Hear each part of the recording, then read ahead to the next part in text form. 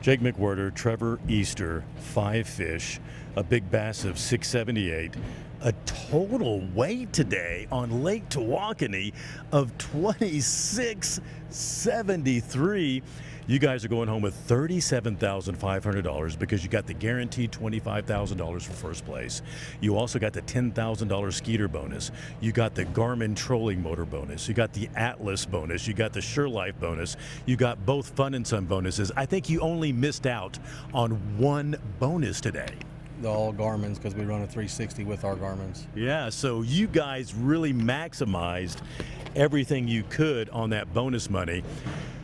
Big day for both of you, because when you started fishing this event, you came in second in the Angler of the Year race.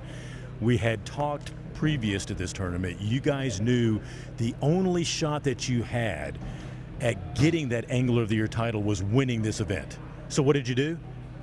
We won. You won the event with the most weight that we've seen on Tawakoni in a long, long time. How much practice did you guys put in on this event to do that? 1 day. 1 day of practice. But you guys know this lake pretty well, don't you? It's like my 5th time out here. Really? Yeah. That is so awesome. Break down a little bit of your day for us. Tell us how you caught 26 pounds on Tawakoni today. On the first spot, we caught the only fish we caught on a crankbait, and everything after that we caught on spinnerbaits. The crankbait, the bite gave up. Stripers moved in, hybrids moved in, and we had to switch over to the spinnerbait, which he was already throwing it, but every one of them came on spinnerbait and crankbait. So you're talking about a crankbait in the morning and the hybrids moved in. That kind of tells me that maybe you were fishing something deep. I wouldn't say deep, but for out here, like 5 foot's deep. So, heck, but with this, there was so much shad everywhere you went today, you couldn't get away from hybrids or white bass. So you could have caught a hybrid around the rocks over here, but just how it was. So what made you switch up to a spinnerbait, and how deep are you fishing that spinnerbait? So last week in practice, I had a spinnerbait tied on, and I caught one good one on it. So this week I was like, screw it. I almost didn't tie it on last night. Tied it on and stuck with it today. I just liked how I could reel it slower, keep it down, on closer to the bottom. That way we were fishing. And we weren't fishing that deep. We weren't fishing. We caught some up shallow, some out a little bit. Nothing crazy though. So you had 24 pounds relatively early, didn't you? Yeah, we had 24 probably at 10:30 with 2 3-pounders, and just idled across, I don't know, 100 yards. And I was knelt down doing something, I don't remember. He's like, oh, get the net. And 4 in a row. And we were, I mean, it was over, it was done, we were good. Wow. So you just got into a wolf pack of fish. No, it wasn't a wolf pack. They've been there since last Friday. Have they really? It was something that you actually found in practice? And It's the fish we found in practice. We just didn't bother to come yesterday and look at them. We knew that they're not going anywhere. They're the gizzard shad that are there with them. They're here to stay till the summer's over. And that's such a huge key. I mean, obviously this is a working man's event. And when you get on the water on a Friday, you want to stick some fish. You got to have the discipline and the patience to not look at the fish that you want to catch on game day. Oh yeah, and I mean we've only practiced for I think 2 events this year. We're big on just winging it. We like winging it. Roll up, dump in, and no preconceived notions, and go fish. It's fun that way. It is fun that way. Now, you knew you were second in the Angler of the Year race. You're good friends with Hunter, so you guys have been up against each other for an Angler of the Year race previous to that. That was back in high school, wasn't it? Yes, it was. I came out on top of that one. He got me here, so. But you had to think, coming to the scales with 26 pounds, there was an outside shot that you could actually get it. Oh yeah, but Hunter Mayo is going to have to not weigh a fish. Yeah, and that hasn't happened all season. Exactly, that kid's a hammer. But at 10 o'clock, he had nothing. Yeah, but he's had that a bunch of tournaments. Every tournament. Every tournament this year, it's 11 o'clock before he catches his fish. Yeah. But he could sleep in. And that's what, I told him, I said, don't draw a boat number anymore. Just be the last boat. Yeah. Come in the last flight. Tell him, hey, I'm good. Amazing. Well, guys, I mean, a huge payday, $37,500. One on a crankbait. Did all the rest of those come on a spinnerbait? All 4 of them. All right, you got to share with me exactly what spinnerbait were you throwing? One I found the bottom of his boat. Yeah. Half-ounce War Eagle. A half-ounce War Eagle. And a trailer hook, or just throwing it?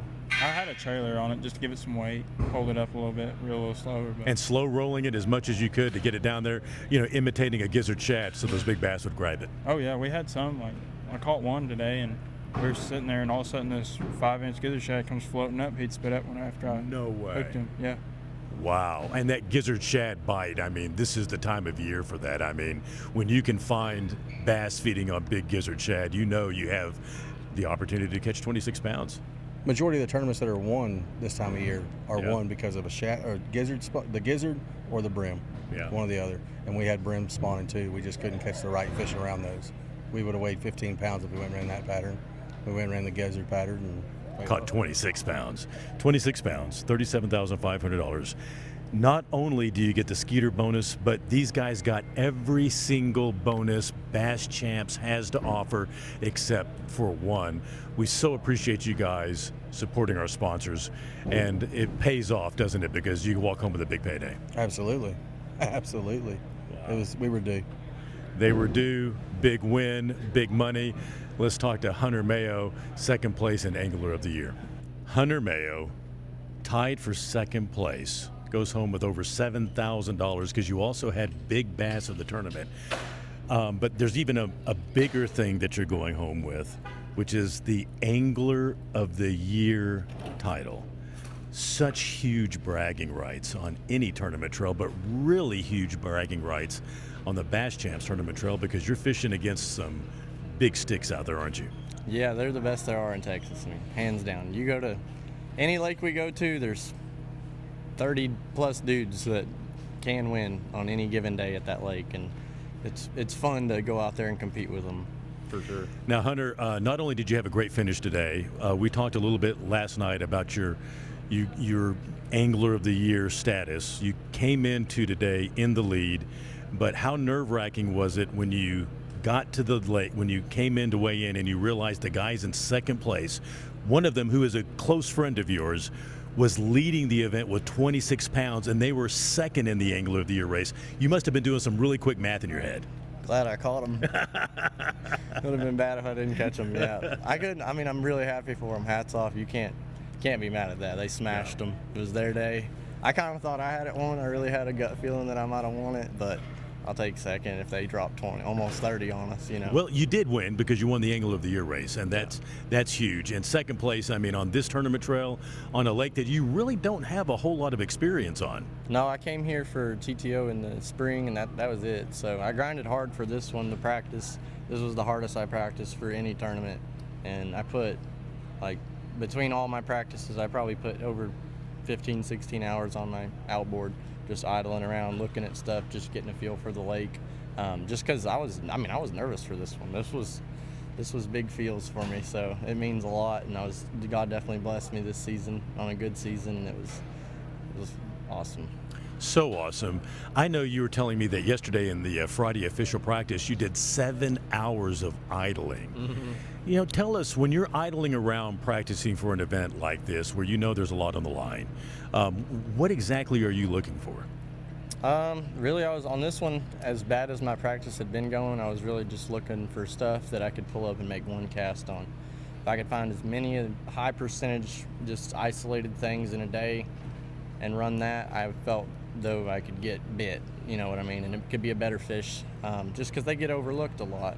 So there was a lot of good water that I found that I wanted to hit that had boats on it, and that's to be expected. I mean, these guys are good. They're going to find all the stuff, and just kind of had to roll with different game plan and just kept running water and ended up getting my, I think I had my 5 that I weighed in by like 12:30 or 1 maybe. I culled maybe once after that, real small cull, like a couple tenths. But I had 3 fish before that from about 10 o'clock I didn't have anything, so I was kind of starting to freak out. And I caught those 3, and then because they were all on different stuff, so I couldn't really pin down a pattern. So I was kind of scrambling, hoping I didn't blow it. But could have blew it because they had 30 pounds today dang near, so I'm glad I caught what I caught. They did have a great win today, but you've had a great season. Earlier in the year, you and I were hanging out at Lake Belton, and you told me that you wanted to fish this tournament trail solo. Why? I just wanted to see how, I mean, if it was just me, myself, and my thoughts, see how I could compete against the best. And if you can hang with these guys, I mean, you can kind of go really do a lot of stuff. And that's why I fished this circuit, is just because I knew if I did good, did good against the best, and it really feels good. And I mean, it was a lot of hard work. You don't just pull up to the lake and randomly get lucky. You know what I mean? I say I get lucky a lot. There was a lot of hard work, like a lot of time spent on the water looking at stuff, and just a lot of boring fishing, really. In practice, it's like you don't know what you're on, you don't catch much, and it's really nerve-wracking. It makes for a stressful season, but it was fun. And I can personally attest to the fact that sleeping in his truck, you know, we're checking on him in the middle of the night, making sure he's got power to charge his batteries for the next day, grinding it out. I mean, grinding it out. Not just fishing bass champs, but you fish a lot of tournaments and he guides full time. So you are really grinding it out and really putting the work in. Blessed. Very blessed. I love that. We're going to do another podcast with him later in the season, really break down those lakes. But right now, congratulations on your second place finish and over $7,000. Congratulations on Angler of the Year. Thank you. This guy right here. Tied for second place. We had a tie for second place. I forgot to mention that earlier. Landon Edwards and Cody Ellison, they had 5 fish for $21.93. These guys going home with $6,500. Now, you had a bit of a drive to get down here to fish this tournament. Tell me about that.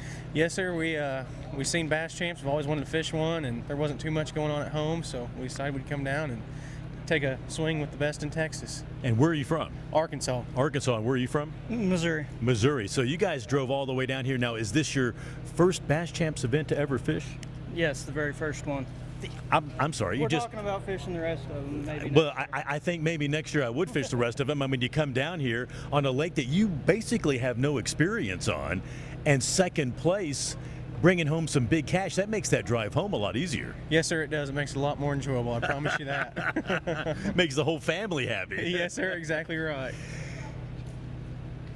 Why Bass Champs this time of year? I mean, that's a big drive and a big commitment. What made you think you could do well on this lake? Well, at home we fish a big circuit, Anglers in Action, and Table Rock is what we fish most of, and it's flooded out high, hard to catch bass, and we wanted to catch some good fish, so we just didn't have nothing going on, so made the drive. Very nice. You come to a lake, you don't have a whole lot of experience on it. How did you break down Tawakoni in order to get a second place finish? Man, we fish it like home. We're deep guys, and you know, we graphed around a lot, side skinned a lot yesterday, and found a couple groups of them, and we're fortunate enough to get a couple of them to fire. Very nice. So did you spend almost your entire practice day doing nothing but looking? Yes, sir. I caught 2 bass yesterday, and I actually caught a 7-pounder. I didn't know you could weigh it in. You got it. Yeah, you got to read all the fine print down there. That would have been worth a Skeeter $1,000. Yes, sir. Exactly right. I caught 2 bass off the same spot, and we just took that and ran with it and got lucky. Caught a big one right at the end. I jumped a big one off on a crankbait. Took 2 more cranks, another one jumped on it. Really? Yes, sir. And what depth of water were you guys fishing at? What kind of crankbait? What was it? 8XD mainly, and 8 to 14 foot. 8 to 14 foot. Now this lake is just full of hybrids and stripers. How are you differentiating those bass from the hybrids and stripers today? Man, a lot of time and a lot of experience. We fish Grand a lot, and it's chock full of hybrids and stripers and catfish, and so we've kind of got a clue, and it's frustrating because sometimes they set up right, but you get a knack for it, get an eye for it, and know what you're looking for sometimes. Now you guys are fishing your first Bass Champs, and you're sitting on 20 pounds right before you kick that big kicker. Now you know you're sitting on 21. Now you know you got a shot at winning. What's going through your mind? Well, we looked at some of the past results and knew that it wasn't a sealed deal, and also watched your deal yesterday of 23, so we knew you'd been catching them pretty good. And I mean, we knew we'd probably make the top 10 by looking at results, but fingers crossed, but it didn't work. We get a lot of seconds. A lot of seconds. Man, I've gotten a lot of seconds in my. I've been a bridesmaid so many times. Fishing tournaments is not even. I mean, to really win it, I mean, everything's got to fall in place. But really, even to be in second place, everything's got to fall in place. Yeah, it goes well. We complain about it, and there's a big running joke at home. Everybody has Landon sucks on their boats.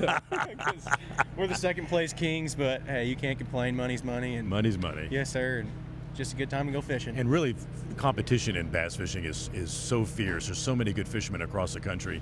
You know, winning them is not easy. No, sir, it's not. And I feel like, around our area, Oklahoma, Missouri, we fish against some of the best. And we want to come down here and fish against some of the best still. We like fishing against the best, try to be the best. Well, these guys came down to fish against some of the best. And not only did they fish against some of the best, they go home tied for second place, $6,500. What an incredible day. I look forward to seeing you guys at all of the Bass Champs next year. Come on down. Come on down and fish with us. We love having you. That wraps it up for this Bass Champs Dock Talk podcast. Skeeter Owners Tournament next week. We got another podcast dropping on Monday for that. That's going to be a great one. We've got a surprise guest on it. You want to check it out.